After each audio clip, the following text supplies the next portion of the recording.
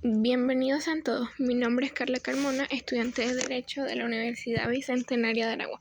En esta oportunidad les vengo a hablar sobre la formación general del contrato. El contrato es una de las fuentes de obligaciones más importantes. Es un vínculo entre partes por el que una o varias personas se obligan respecto a otra u otro a dar alguna cosa o prestarle algún servicio.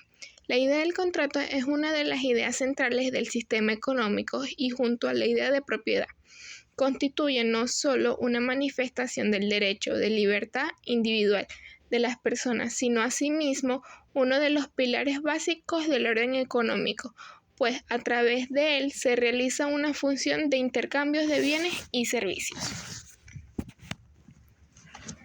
¿Qué es el contrato? Un contrato es el negocio jurídico bilateral en el cual dos o más partes expresan su consentimiento en la forma permitida por la ley para crear, regular, modificar o extinguir obligaciones.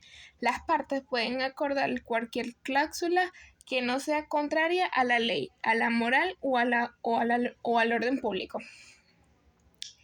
Esta se ve claramente expresada en el artículo 1133 del Código Civil venezolano. Señala lo siguiente: el contrato es un convenio entre dos o más personas para construir, arreglar, transmitir, modificar o extinguir entre ellas un vínculo jurídico. Elementos esenciales de un contrato. Condición: es un acontecimiento futuro de realización incierto. Si la situación incierta depende que entre un vigor o un negocio jurídico es una de las condiciones suspensivas, pero si depende de la conciliación es una condición de carácter resultorio.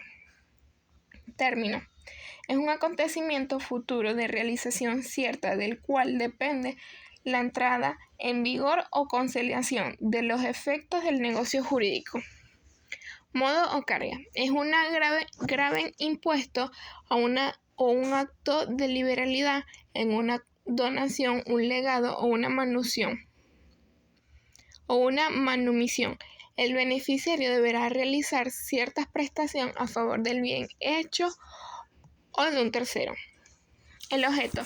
En primer lugar, es uno de los elementos esenciales a la existencia de la figura prestación. El objeto es el contenido de la prestación de la obligación que se traduce en una conducta que va a realizar el deudor en beneficio de su acreedor. Caracteres del contrato. En cuanto a los caracteres o rasgos principales del contrato, cabe destacar que se trata de un contrato consensual, oneroso, bilateral y traslativo de dominio. Consensual. Es la legislación venezolana. Los contratos consensuales, como la compraventa, se forman con el simple acuerdo de voluntades cuando ese consentimiento se realiza sobre el objeto a ser vendido y el precio a pagar por él. Ejemplo: depende de cada legislación, aunque generalmente a la venta de los bienes inmuebles, excepto vehículos motorizados, es consensual, es decir, no se requiere ninguna clase de solemnidad para un traspaso. Honoroso. Es el derecho honoroso que se caracteriza porque ambas partes tienen obligaciones y beneficios actuando de la forma recíproca. Ejemplo: en este contrato se entrega el objeto comprado y la parte que lo recibe debe de pagar un precio. Es esto lo que hace que sea al título honoroso. Bilateral. Un contrato bilateral es un acuerdo vinculante en el que dos partes se comprometen a cumplir con las obligaciones acordadas. Ejemplo: una de las partes del comprador se obliga a pagar el precio o el vendedor que se obliga por su parte a transferir la propiedad de la cosa, situación propia del derecho. Traslativo de dominio. Son acuerdos escritos generados entre dos partes cuyo objetivo es la transferencia de los derechos reales de un bien, su uso, goce y disfrute. Ejemplo: la compra-venta, la permuta y la donación son ejemplos claros del traslativo de dominio.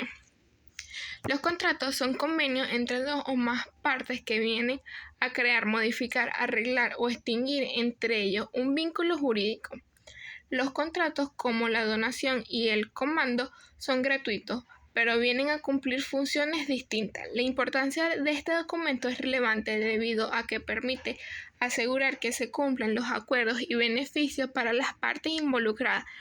De lo contrario, existe el riesgo de que los acuerdos no se cumplan, lo que puede afectar a las dos partes, tanto económicamente como productivamente.